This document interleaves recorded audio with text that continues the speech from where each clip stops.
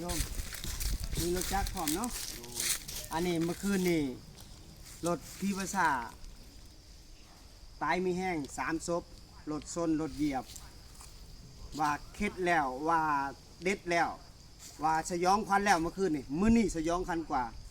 อันนี้ผูกคอตายจักศพ 3อยู่นี่ 3 ศพผูกคอตายญาติโยมและคนตายมีแห้งเด้ ลาย หลายเนาะ วนน้ำเลย อัน 3 นี้ บาท อันนี้พี่ประชาชนเผ่าเนาะ แม่ นี่ให้รถจักรเนาะ แม่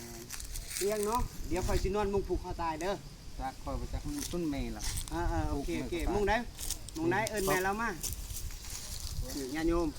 คืนนี้ระทึกใจมงที่เพิ่นผูกคอตาย3 ศพเมื่อคืนนี้เฮี้ยนสุดๆมื้อนี้จะเฮี้ยนกว่าอีกเพราะว่าคนตายมีแห้งหลายรถชนผูกคอตายไปเห็นคลิปนี้เป็นกำลังใจสู้แมลงเนาะสาธุ